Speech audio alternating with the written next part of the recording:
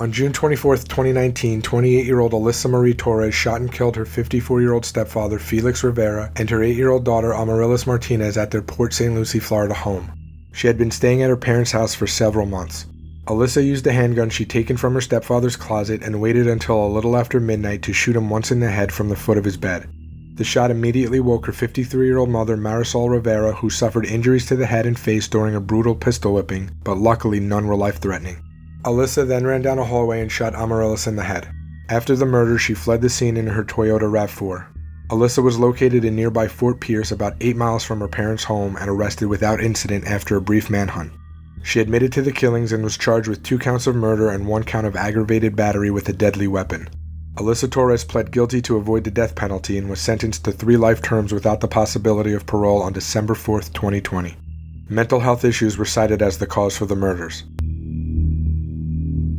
On June 26, 2022, 35-year-old Zara Aleena was sexually assaulted and murdered while walking home in Ilford, London. Around 2 a.m., she had left a bar close to the Ilford railway station. At the same time, 29-year-old Jordan Sweeney was thrown out of a bar for harassing staff. That's when Jordan saw Zara, stalked her, and decided to attack her. After the assault, Jordan continuously punched, kicked, and stomped on Zara before leaving her to die in a driveway on Cranbrook Road. At 2:44 a.m., emergency services were called after she was found partially naked with critical injuries and struggling to breathe. Due to the severe head trauma, her condition only deteriorated and she was pronounced dead shortly after arriving at the hospital. CCTV footage captured Jordan stalking other women, even chasing a woman to her home before attacking Zara.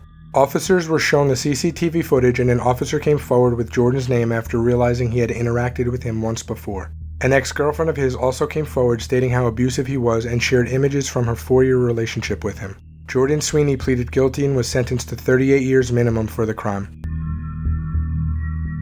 Agnes Akom disappeared on May 9, 2021 after she left her home in Brent, North London. Police began searching for the 20-year-old but found no trace of her because she stopped using her social media and bank accounts. Agnes's last transaction on her bank card occurred at a coffee shop the day she disappeared. Investigators accessed CCTV cameras near the coffee shop and found footage of her getting into a car that belonged to Nikolai Paisan.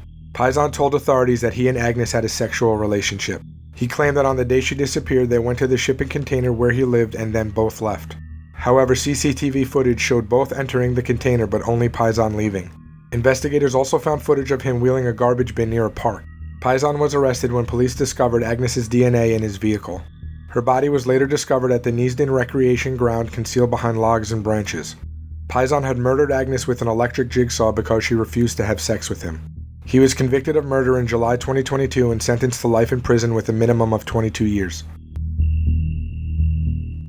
March 27, 2020 was the last time 27-year-old Pepita Redhair was last seen alive. She was in the 1000 block of Clement Street in Albuquerque, New Mexico and hasn't been seen since. Pepita had traveled from her mother's home in Crown Point to Albuquerque to stay with her boyfriend Nicholas K. Her mother, Anita King, said she received multiple text messages in the days leading up to her daughter's disappearance. Then on March 27th, she texted Pepita but got no response. A few days later, King texted her daughter again, but this time a man responded and said he had recently purchased the phone. Anita then reported Pepita missing. K filed his own missing persons report on April 19th. He told police that he and Pepita went out for drinks on March 26th, had an argument, and she left. Nicholas said the following day he got a text from Pepita that said she was with another man. Anita told investigators that Kay was often violent with her daughter. The Albuquerque Police Department said it was aware of the domestic issues between the couple but told her there was no indication of foul play in this case. Pepita Redhair remains missing. Grace Millane went on a Tinder date the day before her 22nd birthday on December 1st, 2018. She was never seen or heard from again.